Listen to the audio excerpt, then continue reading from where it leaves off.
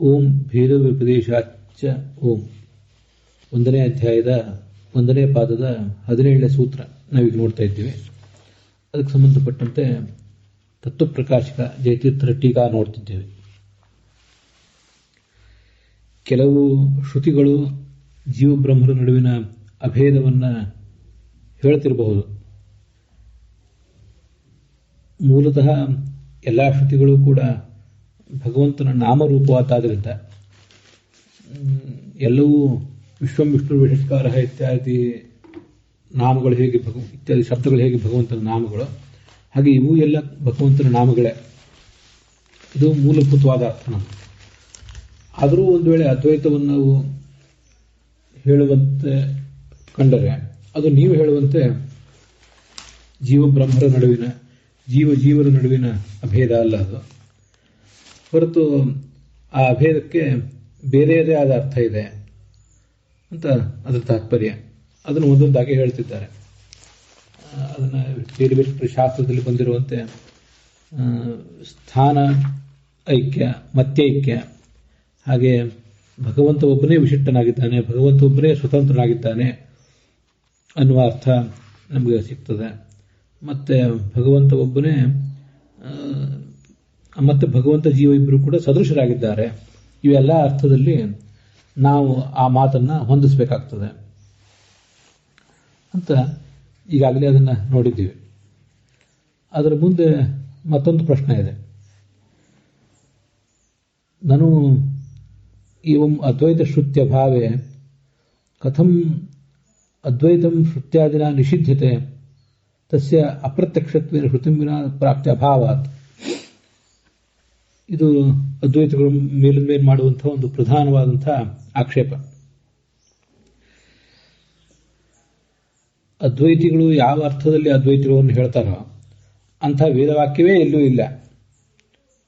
ಅಂಥ ಎಲ್ಲ ವೇದವಾಕ್ಯಗಳಿಗೆ ಎರಡೇ ಮಾರ್ಗ.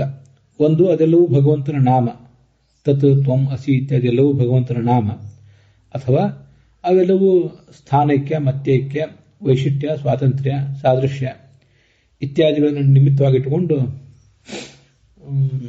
ಅದ್ವೈತವನ್ನು ಹೇಳ್ತಾವಷ್ಟೇ. ಹೊರತು ಅದ್ವೈತಗಳು ಹೇಳುವ ಅರ್ಥದಲ್ಲಿ ಅದ್ವೈತವನ್ನು ಹೇಳುವ ಅರ್ಥ ಒಂದು ಹೇಳುವಂಥ ಶ್ರುತಿನೇ ಎಲ್ಲೂ ಇಲ್ಲ ಅಂತ ನಾವು ಪ್ರತಿಪಾದಿಸಿದೆವು. ಅದಕ್ಕೆ ಅವರು ಪ್ರಶ್ನೆ ಮಾಡ್ತಾರೆ, ಅದ್ವೈತವನ್ನು ಹೇಳುವ ವೇದವಾಕ್ಯವೇ ಇಲ್ಲ ಅಂತಿರಲ್ಲ ನೀವು. ಮತ್ತು ಹಾಗಾದರೆ ಆ ಅದ್ವೈತವು ಅಂಥ ಅದ್ವೈತವನ್ನು ಶ್ರುತಿ ಮೊದಲಾದ ವೇದವಾಕ್ಯಗಳು ನಿಷೇಧಿಸಬೇಕಲ್ಲ. ನಿಷೇಧಿಸ್ತವೆ ಅಂತ ನೀವು ಅಂತೀರಿ. ನಾವೇನು ಅಭಿಪ್ರಾಯ ಇಟ್ಕೊಂಡಿದ್ದೀವಿ ಆ ಅಭಿಪ್ರಾಯವನ್ನು ಅವರು ಈಗ ವಿಮರ್ಶಿಸ್ತಾ ಇದ್ದಾರೆ. ಶ್ರುತ್ಯಾದಿನ ಕಥಂ ಅದ್ವೈತಂ ಶ್ರುತ್ಯಾದಿನ ನಿಷಿದ್ಧತೆ. ಅದ್ವೈತಕ್ಕೆ ನಾವು ಶ್ರುತಿಯಿಂದ ಮತ್ತೆ ಶ್ರುತಿಯ ಬೆಂಬಲ ಇರುವಂತಹ ಅನುಮಾನದಿಂದ, ಹಾಗೆ ಪ್ರತ್ಯಕ್ಷದ ಬೆಂಬಲ ಇರುವಂತಹ ಅನುಮಾನದಿಂದ, ಹಾಗೆ ಪ್ರತ್ಯಕ್ಷದಿಂದಲೂ ಕೂಡ ವಿರೋಧವನ್ನು ಹೇಳ್ತೀವಿ. ನಾವು ಶ್ರುತಿ ಮೊದಲಾದ ಪ್ರಮಾಣಗಳಿಂದ ವಿರೋಧವನ್ನು ಹೇಳಿದ್ದೀವಿ. ನಮಗೆ ಪ್ರತ್ಯಕ್ಷದಿಂದಲೂ ಕೂಡ ನಾವು ಪರಮಾತ್ಮನಿಂದ ಭಿನ್ನ ಅಂತಲೇ ಅನುಭವ ಇದೆ, ಅನುಮಾನದಿಂದ ಅನುಭವ ನಮಗೆ ಜ್ಞಾನ ಇದೆ. ಶ್ರುತಿಗಳು ಕೂಡ ದ್ವಾಸಪರ್ಣ ಇತ್ಯಾದಿ ಶ್ರುತಿಗಳು ಜೀವ ಪರಮಾತ್ಮ ಇಬ್ಬರು ಕೂಡ ಭಿನ್ನ ಅಂತಲೇ ಹೇಳ್ತಾ ಇವೆ ಅಂತ ಹೀಗೆ ನಾವು ಅದನ್ನು ಪ್ರತಿಪಾದಿಸಿದ್ದೇವೆ. ಶ್ರುತ್ಯಾದಿನ ಶ್ರುತಿ ಮೊದಲಾದ ಪ್ರಮಾಣಗಳಿಂದ ಅದ್ವೈತವು ನಿಷೇಧಿಸಲ್ಪಡುತ್ತದೆ ಅಂತ ನಮ್ಮ ಅಭಿಪ್ರಾಯ. ಅದಕ್ಕೆ ಅವ್ರದ್ದು ಪ್ರಶ್ನೆ, ಒಂದು ವೇಳೆ ಹಾಗೆ ನಿಷೇಧಿಸಲ್ಪಡುವುದಾದರೆ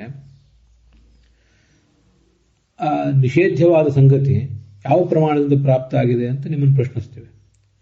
ಎಲ್ಲೇ ಆಗಲಿ, ಈಗ ನನ್ನ ಎದುರಿಗೆ ಆನೆ ಇಲ್ಲ ಅಥವಾ ನನ್ನ ಹತ್ರ ₹1 ಕೋಟಿ ಇಲ್ಲ ಅಂತ ಈಗ ನಾವು ಪ್ರತಿಪಾದನೆ ಮಾಡಬೇಕಾದ್ರೆ ಅದು ಇರುವ ಸಂಗತಿ ಪ್ರಸ್ತುತ ಆಗಬೇಕು ಮೊದಲು. ಅಪ್ರಸ್ತುತವಾದನ್ನು ಯಾರು ಕೂಡ ನಿಷೇಧ ಮಾಡೋದಿಲ್ಲ. ಈ ನಮ್ಮೆದುರಿಗೆ ನಾನು ನೋಡ್ತಿರುವ ಭೂತಳದಲ್ಲಿ ಘಟ ಇಲ್ಲ ಅಂತ ಹೇಳ್ತಾರೆ. ಇಲ್ಲಿ ನನ್ನೆದುರಿಗೆ ಬ್ರಹ್ಮಾಂಡ ಇಲ್ಲ, ನನ್ನೆದುರಿಗೆ ಆನೆ ಇಲ್ಲ ಅಂತ ಬೇರೆ ಏನೇ ಹೇಳಬೇಕಾದ್ರೂ ಕೂಡ, ಯಾವುದನ್ನು ನಿಷೇಧ ಮಾಡಬೇಕಾದ್ರೆ ಅದು ಪ್ರಸ್ತುತ ಆಗಬೇಕಲ್ಲ. ನನ್ನೆದುರಿಗೆ ನನ್ನ ಮನೆಯಲ್ಲಿ ಬ್ರಹ್ಮಾಂಡ ಇಲ್ಲ ಅಂತ ಯಾಕೆ ಹೇಳಬೇಕು? ನನ್ನ ಮನೆಯಲ್ಲಿ ಬ್ರಹ್ಮಾಂಡ ಇರುವ ಸಾಧ್ಯತೆ ಏನಿಲ್ಲ. ಆದ್ದರಿಂದ ಆ ಸಾಧ್ಯತೆಯೇ ಇಲ್ಲದೆ ಇರುವುದನ್ನು ಯಾವತ್ತೂ ಕೂಡ ಯಾರೂ ನಿರಾಕರಣೆ ಮಾಡೋದಿಲ್ಲ. ವಿಷಯ ಪ್ರಸ್ತುತ ಆಗಬೇಕು ಮೊದಲು. ವಿಷಯ ಪ್ರಸ್ತುತ ಆಗದೆ ಹೋದರೆ ಅದನ್ನು ಯಾರು ನಿಷೇಧ ಮಾಡೋದಿಲ್ಲ. ಪ್ರಸ್ತುತವಾಗಿದ್ದರೆ ಅದನ್ನ ಯಾರಾದರೂ ಕೇಳಿದರೆ, ನಿಮ್ಮ ಹತ್ರ ಇಂಥದ್ದೊಂದು ಪುಸ್ತಕ ಇದೆಯಾ, ನಿಮ್ಮ ಹತ್ರ ಇಷ್ಟು ಹಣ ಇದೆಯಾ, ನಮಗೆ ಬೇಕಾಗಿದೆ ಅಂತ ಯಾರು ಕೇಳಿದರೆ ನಾವು ಅದನ್ನು ನಿರಾಕರಿಸ್ತೇವೆ. ಯಾರು ಯಾವ ಮೂಲಕವೂ ಯಾವ ಮೂಲದಿಂದಲೂ ಅದು ಪ್ರಸ್ತುತವೇ ಆಗದೆ ಹೋದರೆ ಅದನ್ನು ನಿರಾಕರಿಸ್ತಾರೆ. ಯಾಕೆ, ಹೇಗೆ ನಿರಾಕರಿಸ್ತಾರೆ, ಯಾಕೆ ನಿರಾಕರಿಸ್ತಾರೆ? ಅದ್ವೈತವನ್ನು ದ್ವೈತ ಶ್ರುತಿಗಳು, ಅನುಮಾನಗಳು ಮತ್ತು ಪ್ರತ್ಯಕ್ಷಗಳು ನಿರಾಕರಿಸಬೇಕಾದ್ರೆ ಅದ್ವೈತ ಪ್ರಸ್ತುತ ಆಗಬೇಕು. ಅದ್ವೈತ ಪ್ರಸ್ತುತ ಆಗುವುದು ಯಾವುದರಿಂದ ಪ್ರಸ್ತುತ ಆಗಬೇಕು? ಅದಕ್ಕೂ ಒಂದು ಮೂಲ ಬೇಕು. ಪ್ರತ್ಯಕ್ಷ, ಅನುಮಾನ, ಆಗಮ ಅಂತ ಮೂರೇ ಪ್ರಮಾಣಗಳು. ಅದಕ್ಕೆ ಶ್ರುತಿಯನ್ನು ಬಿಟ್ಟು ಬೇರೆ ಯಾವ ಪ್ರಮಾಣದಿಂದಲೂ ಪ್ರಸ್ತಾವವೇ ಇಲ್ಲ, ಅದು ಮೆನ್ಷನ್ಡ್ ಆಗುವುದೇ ಸಾಧ್ಯ ಇಲ್ಲ ಅಂತ ಪ್ರಶ್ನೆ. ಯಾಕೆಂದ್ರೆ ಅಪ್ರತ್ಯಕ್ಷತ್ವೇನ ಅದು ಜೀವಬ್ರಹ್ಮರ ನಡುವಿನ ಅಭೇದ, ಜೀವರ ನಡುವಿನ ಅಭೇದ ಅಂತ ಏನೋ ಒಂದು ವಿಷಯ ಇದೆಯಲ್ಲ, ಅದು ಪ್ರತ್ಯಕ್ಷವೇ ಅಲ್ಲ. ಕಣ್ಣಿಗೆ ಯಾರಿಗೂ ಕಾಣಿಸೋದಿಲ್ಲ. ಕಣ್ಣಿಗೆ ಎಲ್ಲರಿಗಂತೂ ಭೇದವೇ ಕಾಣಿಸ್ತದೆ. ಕಣ್ಣಿಗೆ ಅಲ್ಲ ನಾನು ಹೇಳಿದ್ದು, ಕಣ್ಣಿಗೆ ತಪ್ಪಾಗಿ ಹೇಳಿದೆ. ನಮ್ಮ ಅಂತರೇಂದ್ರಿಯಕ್ಕೆ, ನಮ್ಮ ಅನುಭವಕ್ಕೆ, ನಮ್ಮ ಸಾಕ್ಷೀಂದ್ರಿಯಕ್ಕೆ, ಅದ್ವೈತಿಗಳಿಗೂ ಈಗಿನ ಹಂತದಲ್ಲಿ ಅದ್ವೈತವನ್ನು ಅವರು ಒಪ್ಪುತ್ತಾ ಇರಬಹುದು. ಆದರೆ ಅವರಿಗೆ ಈಗಿನ ಪರಿಸ್ಥಿತಿಯಲ್ಲಿ ಅದೆಲ್ಲವೂ ಕೂಡ ಭೇದವಾಗಿ ಕಾಣಿಸ್ತಿರ್ತದೆ. ಆದ್ದರಿಂದ ಪ್ರತ್ಯಕ್ಷದಿಂದಂತೂ ಅದ್ವೈತ ಯಾರಿಗೂ ಕಾಣಿಸೋದಿಲ್ಲ. ಅದರಿಂದ ಬೇರೆ ಪ್ರಮಾಣ ಇಲ್ಲ. ಇನ್ನು ಅನುಮಾನ ವೇದ ಪ್ರಮಾಣದಿಂದಲೇ ಆ ಅದ್ವೈತ ಅಂತ ಅನ್ನೋದು ಕಾಣಿಸ್ಬೇಕು. ವೇದ ಪ್ರಮಾಣದಿಂದ ಅದ್ವೈತ ಕಾಣಿಸಿದ ಮೇಲೆ ಆ ಅದ್ವೈತವನ್ನು ದ್ವಾಸಪರ್ಣ ಇತ್ಯಾದಿ ವೇದವಾಕ್ಯಗಳು ನಿಷೇಧಿಸಬೇಕು. ಆದರೆ ಅದ್ಯಾವುದು ವೇದವಾಕ್ಯ? ವೇದವಾಕ್ಯನೇ ಇಲ್ಲ. ಈಗ ನೀವೇ ದ್ವೈತಿಗಳೇ ಹೇಳುವಂತೆ, ಆಚಾರ್ಯರ ತತ್ವವಾದದಲ್ಲಿ ಹೇಳುವಂತೆ ಅದ್ವೈತದ ಶ್ರುತಿಯೇ ಇಲ್ಲ, ಅದ್ವೈತವನ್ನು ಪ್ರತಿಪಾದನೆ ಮಾಡುವ ವೇದವಾಕ್ಯವೇ ಇಲ್ಲ ಅಂತ ಮೇಲೆ ಅದನ್ನು ನಿರಾಕರಿಸುವುದು ಹೇಗೆ? ಅಪ್ರಾಪ್ತಸ್ಯ ನಿಷೇಧಾಯೋಗಾತ್. ಅಪ್ರಾಪ್ತ ಅಂದ್ರೆ ಪ್ರಸ್ತುತವಾದದ್ದು, ಅಪ್ರಾಪ್ತ ಅಂದ್ರೆ ಅಪ್ರಸ್ತುತವಾದದ್ದು, ಪ್ರಾಪ್ತ ಅಂದ್ರೆ ಪ್ರಸ್ತುತ. ಅಪ್ರಾಪ್ತವಾಗಿ ಬಿಟ್ರೆ, ಪ್ರಸ್ತುತವೇ ಅಲ್ಲದೆ ಹೋದ್ರೆ ಅದನ್ನು ನಿಷೇಧಿಸುವುದು ಹೇಗೆ ಸಾಧ್ಯ? ಆದ್ದರಿಂದ ನಿಷೇಧ ಮಾಡಲಿಕ್ಕೆ ಸಾಧ್ಯ ಇಲ್ವಲ್ಲ ಅಂತ ಇಷ್ಟು ಪ್ರಶ್ನೆ ಇತ್ಯತಃ. ಅದಕ್ಕೆ ಆಚಾರ್ಯರು ಉತ್ತರ ಕೊಡ್ತಿದ್ದಾರೆ ಭಾಷ್ಯವಾಕ್ಯದಲ್ಲಿ. ಉಕ್ತಾಚ ಪ್ರಾಪ್ತಿ ಅಂತ ಇಷ್ಟು ಈ ಮಾತಿನಿಂದ ಅದ್ವೈತ ಹೇಗೆ ಪ್ರಾಪ್ತವಾಗಿದೆ, ಅದ್ವೈತದ ವಿಚಾರ ಸರಣಿ ಅದು ಹೇಗೆ ಪ್ರಾಪ್ತ ಆಗಿದೆ, ಪ್ರಸ್ತುತ ಆಗಿದೆ ಅಂತನ್ನುವುದನ್ನು ಉಕ್ತ ಅದು ಹಿಂದೆ ಹೇಳಲ್ಪಟ್ಟಿದೆ. ಇದೇ ಭಾಷ್ಯವಾಕ್ಯದಲ್ಲಿ ಹಿಂದೆ ಹೇಳಲ್ಪಟ್ಟಿದೆ ಅಂತದ್ರ ತಾತ್ಪರ್ಯ. ಅದು ಹೇಗೆ, ಎಲ್ಲಿ ಪ್ರಾಪ್ತ ಆಗಿದೆ ಅದನ್ನು ನಾವು ನೋಡಬೇಕು. ಹಿಂದಿನ ಮಾತುಗಳಲ್ಲೇ ಬಂದಿದೆ. ಜಯತೀರ್ಥರು ಅದನ್ನು ಭಾಷ್ಯದ ವಾಕ್ಯದಿಂದಲೇ ತೋರಿಸ್ತಾರೆ. ನಚ ತತ್ವಮಸಿ ಅಹಂ ಬ್ರಹ್ಮಾಸ್ಮಿ ಇತ್ಯಾದಿ ಶ್ರುತಿ ವಿರೋಧ ಇತಿ ಭಾಷ್ಯ. ಹಿಂದೆ ಇಲ್ಲೇ ವೇದವಾಕ್ಯ ಇದೆ. ಈಗೇನು ಭೇದ ವ್ಯಪದೇಶಾಚ ಸೂತ್ರ ಇದೆ, ಅದರಲ್ಲಿ 3ನೇ ವಾಕ್ಯ ನಚ ತತ್ವಮಸಿ, ಅದು ಛಾಂದೋಗ್ಯ ಉಪನಿಷತ್ತು. ಮತ್ತೆ ಅಹಂ ಬ್ರಹ್ಮಾಸ್ಮಿ ಇದೆಲ್ಲ ಬೃಹದಾರಣ್ಯಕ ಉಪನಿಷತ್ತು. ಇತ್ಯಾದಿ ಶ್ರುತಿಗಳಿಂದ ವಿರೋಧ ಬರ್ತದಲ್ಲ ಅಂತ ಪ್ರಶ್ನೆ ಮಾಡ್ಕೊಂಡಿದ್ದಾರೆ. ನಾವು ಮೊದಲು ತೇಷದಂ ಪ್ರಜಾಪತೇರಾನಂದಾಹ ಅಂತ ತೈತ್ರಿಯ ಉಪನಿಷತ್ತಿನ ಮಾತು ಇತ್ಯಾದಿಗಳನ್ನು ಉದ್ಧರಿಸಿ ಭೇದವನ್ನು ತೋರಿಸಿಕೊಟ್ಟಿದ್ದೇವೆ. ಜೀವ ಬ್ರಹ್ಮರ ನಡುವೆ, ಜೀವರ ನಡುವೆ ಭೇದವೇ ಇರ್ತದೆ ಅಂತ ತೋರಿಸಿಕೊಟ್ಟಿದ್ದೇವೆ. ಈಗ ಭೇದ ವ್ಯಪದೇಶವೂ ಇರುವುದರಿಂದ, ಭೇದ ವ್ಯಪದೇಶ ಇರುವ ಕಾರಣದಿಂದಲೂ ಪರಮಾತ್ಮನೇ ಆನಂದಮಯನೇ ಹೊರತು ಜೀವರು ಯಾವ ಕಾರಣದಿಂದಲೂ ಆನಂದಮಯರಲ್ಲ ಅಂತ. ಅದಕ್ಕೆ ಅವ್ರನ್ನ ಪ್ರಶ್ನೆ ಮಾಡಿದ್ರು. ಹೀಗೆ ತತ್ವಮಸಿ ಮೊದಲಾದ ವೇದವಾಕ್ಯಗಳಿಂದ ಅಭೇದ ಅಂತ ಪ್ರಸ್ತುತವಾಗಿದೆಯಲ್ವಾ, ಅಭೇದ ಅಂತ ಹೇಳಲ್ಪಡ್ತಾ ಇದೆಯಲ್ಲ, ಆ ವೇದವಾಕ್ಯದಿಂದ ನಿಮಗೆ ವಿರೋಧ ಬರ್ತದಲ್ಲ ಅಂತ ಅವ್ರು ಪ್ರಶ್ನೆ ಮಾಡಿದ್ರು. ಅದಕ್ಕೆ ನಾವು ನಾಮಾನಿ ಸರ್ವಾಣಿ ಮಾವಿಶಂತಿ ಅಂತ ಇತ್ಯಾದಿ ಕಾರಣದಿಂದ ಅದಕ್ಕೆ ಉತ್ತರ ಕೊಡ್ತಾ ಹೋಗಿದ್ದೆವು. ಅಲ್ಲಿ ಆ ವೇದವಾಕ್ಯದಿಂದ ಇತಿ ಭಾಷ್ಯ, ಈ ಭಾಷ್ಯವಾಕ್ಯದಲ್ಲಿ ಅದ್ವೈತ ನಿಷೇಧಾಯ, ಅದ್ವೈತವನ್ನು ನಿಷೇಧಿಸಬೇಕಾದರೆ ಅದ್ವೈತ ಏನು ಪ್ರಸ್ತುತ ಆಗಬೇಕಲ್ಲ, ಅದಕ್ಕಾಗಿ ಅಲ್ಲಿ ಅದ್ವೈತ ಅಂತಂದು ಪ್ರಸ್ತುತ ಆಗಿದೆ. ಅದು ಹೇಗೆ, ಅದು ಅದ್ವೈತ ಹೇಗೆ ಪ್ರಸ್ತುತ ಆಯಿತು? ಪ್ರಸ್ತುತ ಆಗಲಿಕ್ಕೆ ಯಾರಿಗೆ ಪ್ರಸ್ತುತ ಆಯಿತು? ವೇದವನ್ನು ಓದ್ತಾ ಇರುವಂಥ ತತ್ವವಾದಿಗಳಾದಂಥ ನಿಮಗೋ ಮತ್ತೆ ಯಾರಿಗೆ ಅದು ಪ್ರಸ್ತುತ ಆಗೋದು? ಯಾರಿಗೆ? ತತ್ವವಾದಿಗಳಿಗಂತೂ ಯಾವುದೇ ವೇದವಾಕ್ಯವನ್ನು ಓದಿದಾಗ ಅದು ಪರಬ್ರಹ್ಮನ ನಾಮವಾಗಿ ಕಾಣಿಸ್ತದೆ. ಅಥವಾ ಅವೆಲ್ಲವೂ ಕೂಡ ಸಾದೃಶ್ಯ, ವೈಶಿಷ್ಟ್ಯ, ಸ್ವಾತಂತ್ರ್ಯ ಹೀಗೆ ಭಗವಂತನ ಮಹತ್ವವನ್ನು ಹೇಳುವ ವೇದವಾಕ್ಯಗಳಾಗಿ ಕಾಣಿಸ್ತದೆ. ಯಾರಿಗೆ ಪ್ರಸ್ತುತ ಆಗುವುದು ಅಂದರೆ ಶ್ರುತ್ಯರ್ಥ ಅಪರಿಜ್ಞಾನ ನಿಮಿತ್ತ ಪ್ರಾಪ್ತೇ. ನಮಗೆ ತತ್ವವಾದಿಗಳಿಗೆ ಅದು ಪ್ರಸ್ತುತ ಆಗಿದೆ ಅಂತ ತತ್ವವಾದಿಗಳಿಗೆ ಅದ್ವೈತ ಕಾಣಿಸ್ತದೆ ಅಂತ ನಾವು ಹೇಳ್ತಿಲ್ಲ. ತತ್ವವಾದಿಗಳು ಅಲ್ಲದೇ ಇದ್ದವರಿಗೆ, ಸರಿಯಾಗಿ ವೇದವಾಕ್ಯವನ್ನು ಓದದೇ ಇದ್ದವರಿಗೆ ಅಲ್ಲಿ ಅದ್ವೈತ ಅಂತಲೂ ಪ್ರಸ್ತುತ ಆಗ್ತದೆ. ಸರಿಯಾಗಿ ವೇದವಾಕ್ಯವನ್ನು ಅರ್ಥ ಮಾಡ್ಕೊಳ್ದೇ ಇದ್ದವರಿಗೆ, ಮೂಲತಃ ಅದ್ವೈತದವನ್ನು ಮನಸ್ಸಿನಲ್ಲಿ ತುಂಬಿಕೊಂಡವರಿಗೆ ಅಲ್ಲಿ ಅದ್ವೈತ ಕಾಣಿಸ್ತದೆ. ಅಥವಾ ಅವರು ಅದ್ವೈತವನ್ನು ತುಂಬಿಕೊಂಡಿಲ್ಲ, ದ್ವೈತವನ್ನು ತುಂಬಿಕೊಂಡಿಲ್ಲ.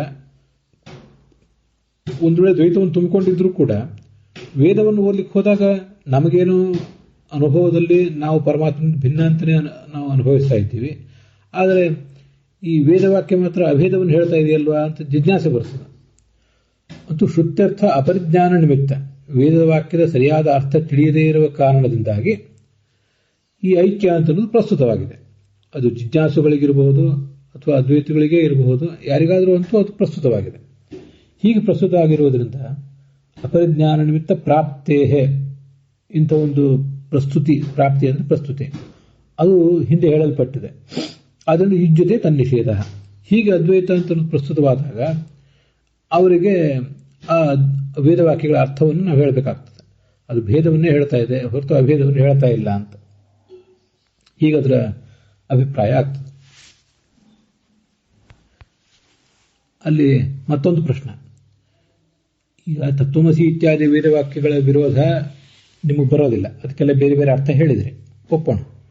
ಆದರೆ ಬೇರೆ ಕೆಲವು ವೇದವಾಕ್ಯಗಳಿವೆ, ಅದರ ವಿರೋಧ ಬರ್ತದಲ್ಲ ಅಂತ ಒಂದು ಪ್ರಶ್ನೆ. ಇದನ್ನ ಹೊಂದಿಸುವುದು ಹೇಗೆ ಅಂತ. ಬ್ರಹ್ಮೈವ ಸನ್ ಬ್ರಹ್ಮಾಪ್ನೋತಿ, ಹೀಗೆಲ್ಲ ಬೃಹದಾರಣ್ಯಕ ಉಪನಿಷತ್ತಿನಲ್ಲಿ ಬಂದಿದೆ. ಇನ್ನೂ ಕೆಲವು ಉಪನಿಷತ್ತುಗಳಲ್ಲಿ ಅಲ್ಲಿ ಏನು ಹೇಳ್ತಿದ್ದಾರೆ, ಅವನು ಬ್ರಹ್ಮನೇ ಆಗಿದ್ದಾನೆ ಅಂತ ಪ್ರತಿಪಾದನೆ ಇದೆ. ಅದು ಬ್ರಹ್ಮನೇ ಆಗಿದ್ದವನು ಬ್ರಹ್ಮನನ್ನು ಹೊಂದುತ್ತಾನೆ ಅಂತ ಈಗ ವೇದವಾಕ್ಯ ಇದೆ. ಆ ವೇದವಾಕ್ಯದಿಂದ ನಿಮಗೆ ವಿರೋಧ ಬರ್ತದಲ್ಲ, ಇದಕ್ಕೇನು ಅರ್ಥ ಹೇಳ್ತೀರಿ? ಈಗ ತತ್ವಮಸಿ ಇತ್ಯಾದಿ ವೇದವಾಕ್ಯಗಳ ವಿರೋಧವನ್ನು ಇನ್ನೂ ಪರಿಹಾರ ಮಾಡಿಕೊಂಡ್ರೆ, ಆದರೆ ಬ್ರಹ್ಮ ಏವ ಸನ್, ಬ್ರಹ್ಮನೇ ಆಗಿದ್ದವನು ಬ್ರಹ್ಮವನ್ನು ಪಡಿತಾನೆ. ಹೀಗಾಗಿ ಬ್ರಹ್ಮನೇ ಆಗಿದ್ದವನು ಅನ್ನೋ ಮಾತಿಗೆ ನೀವೇನು ಅರ್ಥ ಹೇಳ್ತಾರೆ? ಇದಕ್ಕೆ ಸಾದೃಶ್ಯ, ಸ್ವಾತಂತ್ರ್ಯ, ವೈಶಿಷ್ಟ್ಯ ಇತ್ಯಾದಿ ರೂಪದಿಂದ ಅದನ್ನು ಹೇಗೆ ಹೊಂದಿಸುವವರಿದ್ದೀರಿ ನೀವು ಅಂತ ಹೀಗೊಂದು ಪ್ರಶ್ನೆ. ಏತಶ್ರುತೀನಾಂ ಅವಿರೋಧಕತ್ವೇಪಿ, ತತ್ವಮಸಿ ಇತ್ಯಾದಿ ವೇದವಾಕ್ಯಗಳು ನಿಮ್ಮ ತತ್ವವಾದಕ್ಕೆ ವಿರೋಧಕ ಆಗದೆ ಹೋದ್ರು, ವಿರೋಧಿ ಆಗದೆ ಹೋದ್ರು ಕೂಡ ಬ್ರಹ್ಮೈವ ಸನ್ ಬ್ರಹ್ಮಾಪ್ಯೇತಿ ಇತಿ ಶ್ರುತಿ ವಿರೋಧಸ್ತು ಭವಿಷ್ಯತಿ, ಆ ಶ್ರುತಿಯಿಂದ ವಿರೋಧ ನಿಮಗೆ ಬಂದೇ ಬರ್ತದಲ್ಲ ಅಂತ ಪ್ರಶ್ನೆ. ಅತ್ರ ಬ್ರಹ್ಮೈವ ಇತಿ ಅಬ್ರಹ್ಮತಾ ನಿಷೇಧೇನ, ನೀವು ಇದನ್ನು ಗಮನಿಸಬೇಕು. ಬ್ರಹ್ಮೈವ ಸನ್ ಅನ್ನೋ ಮಾತಿಗೆ ಏನರ್ಥ? ಜೀವನಲ್ಲಿ ಬ್ರಹ್ಮತ ಅನ್ನೋದು ಇದ್ದೇ ಇದೆ, ಅಂದರೆ ಅಬ್ರಹ್ಮತಾವನ್ನು ನಿಷೇಧ ಮಾಡಿದ್ದಾರೆ. ಯಾವ ಕಾರಣಕ್ಕೂ ಅವನು ಬ್ರಹ್ಮನ ಅಲ್ಲದೆ ಹೋಗಿಲ್ಲ, ಬ್ರಹ್ಮನೇ ಆಗಿದ್ದಾನೆ. ಅಬ್ರಹ್ಮತಾವನ್ನು ನಿಷೇಧಿಸಿರುವುದರಿಂದ ತದಧೀನತ್ವಾದಿನ, ಈಗ ತದಧೀನತ್ವ, ಸಾದೃಶ್ಯ, ವೈಶಿಷ್ಟ್ಯ ಇತ್ಯಾದಿ ಕಾರಣಗಳಿಂದ ನೀವು ಅದನ್ನು ಹೊಂದಿಸ್ಲಿಕ್ಕೆ ಬರೋದಿಲ್ಲ. ಅದು ಹೇಗೆಂದರೆ ಅತದ್ಭೂತೆ ತದ್ವ್ಯಪದೇಶ ಇತ್ಯುಕ್ತಗತೆ ಅಸಂಭವಾತ್ ಇತಿ ಉಕ್ತ ಗತಿ, ಹಿಂದೆ ಹೇಳಲ್ಪಟ್ಟಂಥ ಗತಿ ಅಂತಿದೆಯಲ್ಲ, ಗತಿ ಅಂದರೆ ಹೊಂದಾಣಿಕೆ ಮಾಡುವ ಒಂದು ವಿಧಾನ. ಆ ಹಿಂದೆ ನೀವು ಹೇಳಿದ ಹೊಂದಾಣಿಕೆ ಮಾಡುವ ವಿಧಾನ, ಸಾದೃಶ್ಯ, ವೈಶಿಷ್ಟ್ಯ, ಸ್ವಾತಂತ್ರ್ಯ ಮೊದಲಾದ ವಿಧಾನ, ಅದನ್ನು ಗತಿ ಅಂತಾರೆ. ಆ ಗತಿ ಇಲ್ಲಿ ಹೊಂದೋದಿಲ್ಲ. ಅದು ಯಾಕೆ ಅಂದರೆ ಅತದ್ಭೂತೆ ತದ್ವ್ಯಪದೇಶ, ಅವನು ಬ್ರಹ್ಮನ ಅಲ್ಲದೇ ಇದ್ದವನು, ಬ್ರಹ್ಮನ ಅಲ್ಲದೇ ಇದ್ದವನಲ್ಲಿ ಅದನ್ನು ವರ್ಣನೆ ಮಾಡಿದ್ದಾರೆ ಅಂತ ಹೇಳೋದು ಹೇಗೆ? ಅವನು ಬ್ರಹ್ಮನೇ ಆಗಿರಬೇಕಲ್ಲ. ಅದರಿಂದ ನೀವು ಅಂಥದನ್ನು ಇಲ್ಲಿ ಅದನ್ನು ಹೊಂದಿಸ್ಲಿಕ್ಕೆ ಇಲ್ಲಿ ಬರೋದೇ ಇಲ್ಲ ಅಂತ ಅದರ ತಾತ್ಪರ್ಯ.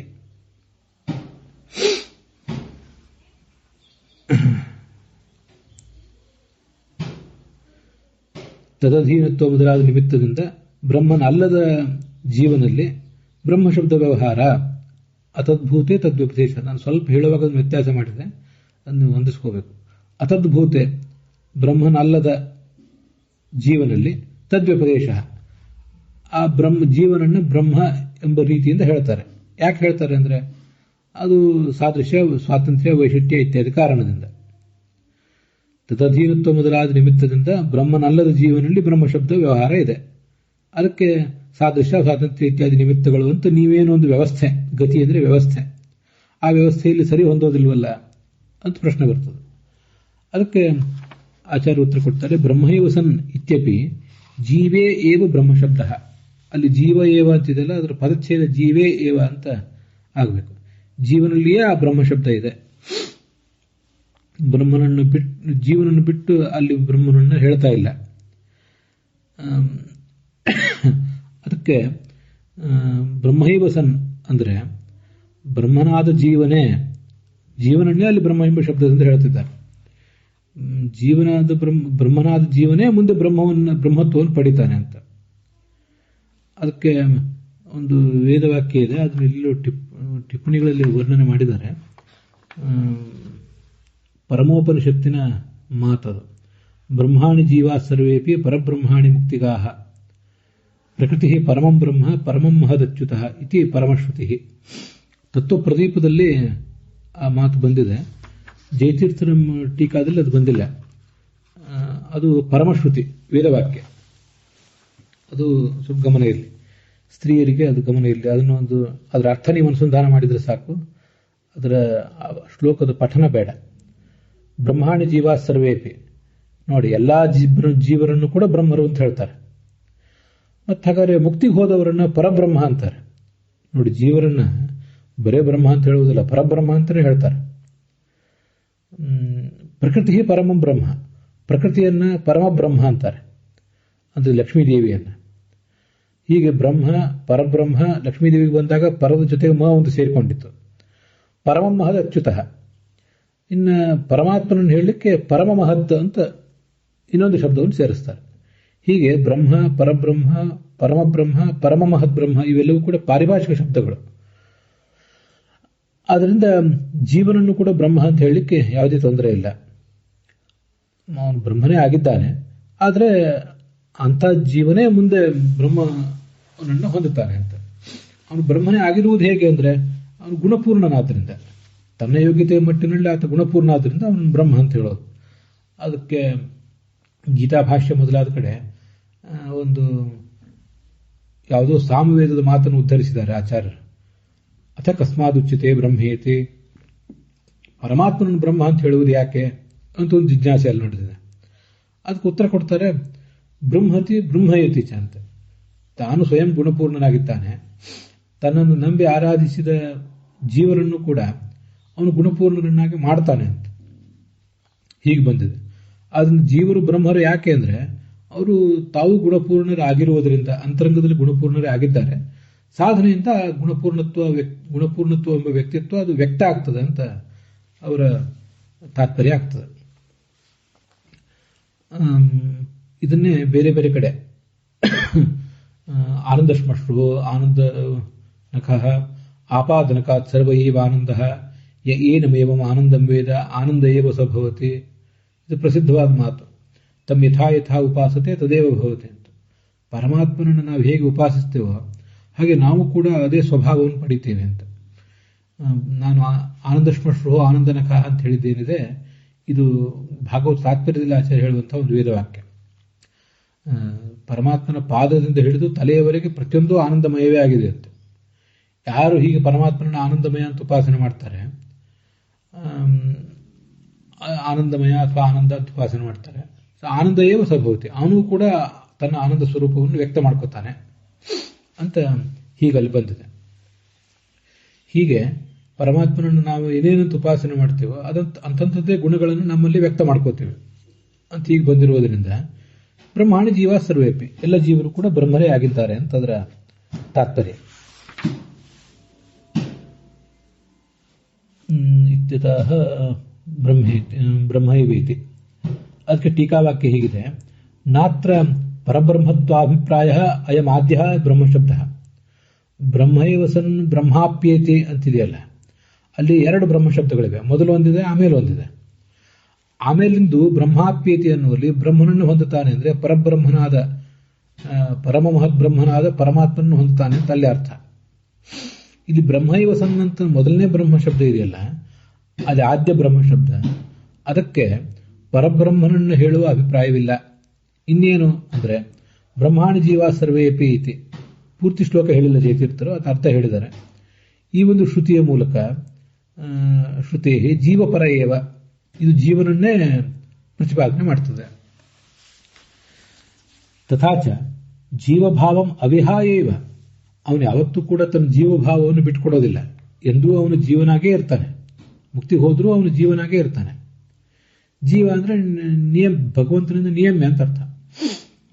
ಅದನ್ನು ಬಿಟ್ಟುಕೊಡದೆ ಬ್ರಹ್ಮಾಪ್ನೋತಿ, ಬ್ರಹ್ಮನನ್ನು ಹೊಂದುತ್ತಾನೆ. ಇತ್ಯರ್ಥ ಉತ್ಪತ್ತೇ, ಹೀಗೆ ಅರ್ಥವನ್ನು ಹೇಳಲಿಕ್ಕೆ ಬರೋದ್ರಿಂದ ನ ಉಕ್ತ ಭೇದಸ್ಯ ಏತಶ್ರುತಿ ವಿರೋಧ ಇತ್ಯರ್ಥ. ಆದ್ದರಿಂದ ನಾವೇನು ಭೇದವನ್ನು ಪ್ರತಿಪಾದನೆ ಮಾಡ್ತಾ ಇದ್ದೀವಲ್ಲ, ಅದಕ್ಕೆ ಇಲ್ಲಿ ಬಂದಿರುವಂತಹ ವೇದವಾಕ್ಯದ ವಿರೋಧ ಇಲ್ಲ ಅಂತ ಅದರ ತಾತ್ಪರ್ಯ.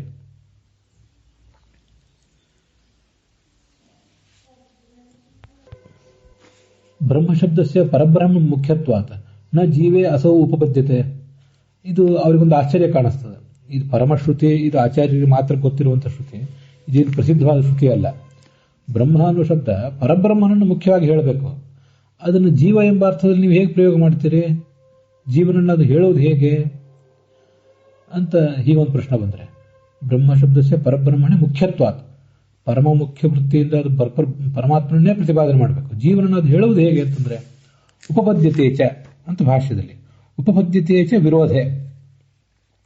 ಹೌದು, ಪರಮ ಮಹದ್ ವೃತ್ತಿಯಿಂದ ಮಹಾಯೋಗ ಮತ್ತು ಮಹಾರೂಢಿಗಳ ಮೂಲಕ ಅದು ಪರಮಾತ್ಮನನ್ನೇ ಹೇಳ್ತದೆ.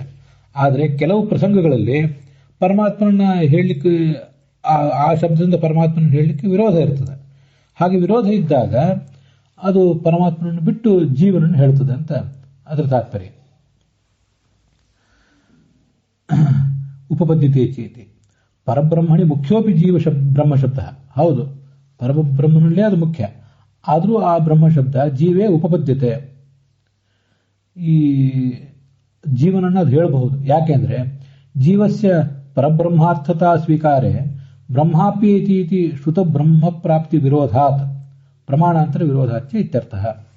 ಇಲ್ಲಿ ಯಾಕೆ ಪರಬ್ರಹ್ಮ ಅನ್ನುವ ಮುಖ್ಯಾರ್ಥವನ್ನು ಇಟ್ಕೋಬಾರ್ದು ಅಂತ ಪ್ರಶ್ನೆ ಬಂದ್ರೆ, ಹಾಗೆ ಇಟ್ಕೊಂಡ್ರೆ ಬ್ರಹ್ಮಾಪ್ಯತೆ ಅನ್ನುವ ಮಾತಿನ ವಿರೋಧ ಬರೋದಿಲ್ಲೇನು? ಬ್ರಹ್ಮನೇ ಆಗಿದ್ದವನು ಬ್ರಹ್ಮನನ್ನು ಹೊಂದುವುದು ಹೇಗೆ? ನೀವು ಹೇಳಿದಂತೆ, ಅದ್ವೈತಿಗಳು ಹೇಳಿದಂತೆ, ಒಂದು ವೇಳೆ ಬ್ರಹ್ಮಾಪ್ಯತೆ ಅನ್ನೋ ಬ್ರಹ್ಮೈವಸನ್ ಅನ್ನೋ ಮಾತಿಗೆ ತಾನು ಪರಬ್ರಹ್ಮನೇ ಆಗಿದ್ದಾನೆ, ಪರಬ್ರಹ್ಮನ ಅಭೇದವನ್ನು ಪಡೆದಿದ್ದಾನೆ ಅಂತ ಅದ್ವೈತದ ಅರ್ಥ ಮಾಡಿದರೆ, ಮುಂದೆ ಅವನು ಬ್ರಹ್ಮನನ್ನು ಹೊಂದುವುದು ಹೇಗೆ? ಹೊಂದುತ್ತಾನೆ ಹೇಗೆ? ಅಭಿನ್ನವಾದದ್ದು ಒಂದನ್ನು ಒಂದು ಹೊಂದುತ್ತದೆ ಹೇಗೆ? ನಾವು ಈ ಊರಿನಿಂದ ಆ ಊರಿಗೆ ಹೋಗಿ ತಲುಪ್ತೇವೆ, ಅಥವಾ ಒಂದು ಮಗು ತಾಯಿಯ ಬಳಿ ಬಂದಿತ್ತು, ಇದನ್ನು ಹೊಂದುವುದು. ಅದು ಬರಬೇಕಾದ್ರೆ ತಾಯಿ ಮತ್ತು ಮಗು ಭಿನ್ನವಾಗಿರಬೇಕು. ನಾವು ಈ ಊರಿನಿಂದ ಆ ಊರಿಗೆ ಹೋಗೋರು, ಆ ಊರು ಮತ್ತು ನಾವು ಇಬ್ಬರು ಕೂಡ ಭಿನ್ನರೇ ಆಗಿರ್ಬೇಕಲ್ಲ. ಆದ್ರಿಂದ ಆಪ್ಯತೆ ಅಂತ ಹೇಳಬೇಕಾದ್ರೆ ಶ್ರುತ ಬ್ರಹ್ಮ ಪ್ರಾಪ್ತಿ ವಿರೋಧಾತ್, ಬ್ರಹ್ಮಾಪ್ಯತಿ ಎಂಬ ವೇದವಾಕ್ಯದಲ್ಲಿ ಹೇಳಲ್ಪಟ್ಟ ಬ್ರಹ್ಮ ಪ್ರಾಪ್ತಿ, ಆ ಬ್ರಹ್ಮ ಪ್ರಾಪ್ತಿಗೆ ನೀವೇನು ಅದ್ವೈತಗಳು ಉತ್ತರ ಹೇಳೋರಿದ್ದೀರಿ? ಅದು ನಿಮಗೆ ಸರಿಯಾಗೋದಿಲ್ಲ. ಹೀಗೆ ಇನ್ನೂ ಅನೇಕ ಪ್ರಮಾಣಗಳ ವಿರೋಧವೂ ಬರ್ತದೆ. ಜೀವನನ್ನೇ ಪರಬ್ರಹ್ಮ ಎಂಬ ಶಬ್ದದಿಂದ ಇಟ್ಕೊಳ್ಳಿಕ್ಕೆ ಹೋದ್ರೆ ಅನೇಕ ವಿರೋಧಗಳು ಇದೆ. ಆದ್ರಿಂದ ಅದ್ಯಾವುದನ್ನು ಕೂಡ ಅದನ್ನ ಆ ಥರ ಒಪ್ಪಬಾರದು ಅಂತ ಅದ್ರ ತಾತ್ಪರ್ಯ. ಜೀವನನ್ನೇ ಬ್ರಹ್ಮ ಅಂತ ಯಾಕೆ ಹೇಳ್ತಾರೆ ಅಂತ ಪ್ರಶ್ನೆ ಬಂದ್ರೆ, ಅದಕ್ಕೆ ಅನೇಕ ಉದಾಹರಣೆಗಳು ಎಲ್ಲ ಕಡೆ ಕೊಟ್ಟಿರ್ತಾರೆ. ಎಲ್ಲೋ ಬೇರೆ ಕಡೆ ಆಚಾರ್ಯ ಸರ್ವಮೂಲದಲ್ಲೇ ಕೊಟ್ಟಿದ್ದಾರೆ. ಒಟು ಬ್ರಾಹ್ಮಣನಾಗ್ತಾನೆ ಅಂತಂದ್ರೆ, ಉಪನಯನದ ಬಳಿಕ ಒಟು ಬ್ರಾಹ್ಮಣನಾಗ್ತಾನೆ ಅಂದ್ರೆ, ಆ ಒಟುವಾದವನು ತನಗೆ ಉಪನಯನದ ಪೌರೋಹಿತ್ಯ ಮಾಡಿಸಿದಂತಹ ಪುರೋಹಿತನೇ ಈ ಒಟು ಆಗೋದಿಲ್ಲ, ಅಥವಾ ತನ್ನ ತಂದೆನೇ ತಾನಾಗೋದಿಲ್ಲ. ತನ್ನ ತಂದೆ ಬ್ರಾಹ್ಮಣನಾಗಿದ್ದಾನೆ ಮೊದಲೇ, ಪುರೋಹಿತರು ಬ್ರಾಹ್ಮಣರಾಗಿದ್ದಾರೆ, ಇವನು ಒಬ್ಬ ಬ್ರಾಹ್ಮಣನಾಗ್ತಾನೆ ಉಪನಯನದ ಬಳಿಕ. ಮತ್ತೆ ಇಲ್ಲೊಂದು ಅನೇಕ ಕಡೆ ಹೇಳ್ತಿರ್ತೇವೆ, ಪ್ರತಿಯೊಂದು ಹೆಣ್ಣಿಗೂ ಕೂಡ ತಾಯಿ ಆಗುವ ಬಯಕೆ ಇರ್ತದೆ ಅಂತ. ಪ್ರತಿಯೊಂದು ಹೆಣ್ಣಿಗೂ ತಾಯಿ ಆಗುವ ಬಯಕೆ ಇರ್ತದೆ ಅಂತಂದ್ರೆ, ಆ ಹೆಣ್ಣು ತನ್ನ ತಾಯಿಯೇ ತಾನಾಗಬೇಕು ಅಂತ ಅಪೇಕ್ಷೆ ಪಡೋದಿಲ್ಲ, ಅಥವಾ ತನ್ನ ಅತ್ತೇನೆ ತಾನಾಗಬೇಕು ಅಂತ ಅಪೇಕ್ಷೆ ಅವಳ ಅಭಿಪ್ರಾಯ ಇರೋದಿಲ್ಲ. ಅವಳಿಗೆ ತಾನೂ ಒಬ್ಬಳು ತಾಯಿ ಆಗಬೇಕು ಅಂತ ಅಪೇಕ್ಷೆ ಇರ್ತದೆ. ಇದನ್ನ ಬೇರೆ ಬೇರೆ ಜ್ಞಾನಿಗಳು ಬೇರೆ ಬೇರೆ ಸಂದರ್ಭದಲ್ಲಿ ಪಾಠ ಮಾಡುವಾಗ, ಅದನ್ನು ಎಕ್ಸ್ಪ್ಲೇನ್ ಮಾಡುವಾಗ ಹೇಳಿದ್ದನ್ನ ದೃಷ್ಟಾಂತ ನಿಮ್ಗೆ ಹೇಳಿದೆ. ಒಂದು ಹೆಣ್ಣು ತಾನು ತಾಯಿ ಆಗಬೇಕು ಅಂತ ಅಪೇಕ್ಷೆ ಪಡ್ತಾಳೆ, ಪ್ರತಿಯೊಂದು ಹೆಣ್ಣು ಅಪೇಕ್ಷೆ ಪಡ್ತಾಳೆ ಅಂದ್ರೆ ಅವಳು ತನ್ನ ತಾಯಿನೇ ತಾನಾಗಬೇಕು ಅಂತ ಅಪೇಕ್ಷೆ ಪಡೋದಿಲ್ಲ. ಅದು ಅವಳಿಗೆ ಅಭಿಪ್ರೇತನೇ ಅಲ್ಲ. ತನ್ನ ತಾಯಿನೇ ತಾನಾಗಬೇಕು ಅಂತಂದ್ರೆ ತನ್ನ ತಾಯಿಯಂತೆ ತಾನು ವಯಸ್ಸಾದವಳಾಗಬೇಕು. ತನ್ನ ತಾಯಿ ಹೇಗೆ ಅನೇಕ ಮಕ್ಕಳನ್ನು ತನ್ನ ಅಣ್ಣಂದ್ರನ್ನು ತಮ್ಮಂದ್ರನ್ನೆಲ್ಲ ಹೆತ್ತಿದ್ದಾಳಲ್ಲ, ಆ ಥರ ತಾನು ಇರಬೇಕು ಅಂತ, ಆ ಮಕ್ಕಳಿಗೆ ತಾನು ತಾಯಿ ಆಗಬೇಕು ಅಂತ ಅಪೇಕ್ಷೆ ಅವಳದು ಇರೋದಿಲ್ಲ. ತನ್ನ ತಾಯಿ ಹೇಗೆ ತಾಯಿ ಆಗಿದ್ದಾಳೋ ಹಾಗೆ ತಾನೂ ಕೂಡ ಇನ್ನೊಬ್ಬಳ ತಾಯಿ ಆಗಬೇಕು ಅಂತ ಅಪೇಕ್ಷೆ ಪಡ್ತಾಳೆ. ಪ್ರತಿಯೊಂದು ಗಂಡು ಕೂಡ ಹಾಗೇನೆ ತಂದೆ ಆಗಬೇಕು ಅಂತ ಅಪೇಕ್ಷೆ ಪಟ್ರೆ, ಯಾರೋ ಒಬ್ರು ಮಂತ್ರಿ ಆಗಬೇಕು ಅಂತ ಅಪೇಕ್ಷೆ ಪಟ್ರೆ, ಈಗ ಯಾರೋ ಮಂತ್ರಿ ಇದ್ದಾನಲ್ಲ ಅದೇ ಮಂತ್ರಿನೇ ತಾನಾಗಬೇಕು ಅಂತಲ್ಲ. ಆ ಮಂತ್ರಿ ಹೇಗೆ ಮಂತ್ರಿ ಆಗಿದ್ದಾನೆ ಹಾಗೆ ತಾನೂ ಇನ್ನೊಬ್ಬ ಮಂತ್ರಿ ಆಗಬೇಕು, ತಾನೂ ಒಂದು ಅಧಿಕಾರ ಸ್ಥಾನವನ್ನು ಸ್ವೀಕಾರ ಮಾಡಬೇಕು ಅಂತ ಅಪೇಕ್ಷೆ ಪಡ್ತಾನೆ ಅಂತ ಈಗ ಅದಕ್ಕೆ ಅರ್ಥ. ಬ್ರಹ್ಮ ಅಂತ ಶಬ್ದ ಬಂದಲ್ಲೆಲ್ಲ ಆ ಥರ ಅದನ್ನ ಜೀವನ ಬ್ರಹ್ಮ ಅಂತ ಯಾಕೆ ಹೇಳ್ತಾರೆ ಅಂದ್ರೆ ಈ ದೃಷ್ಟಿಯಿಂದ ಹೇಳ್ತಾರೆ ಅಂತ ತಾತ್ಪರ್ಯ. ಅಲ್ಲಿಗೆ ಈ ಭಾಗ ಸಮಾಪ್ತವಾಗಿದೆ.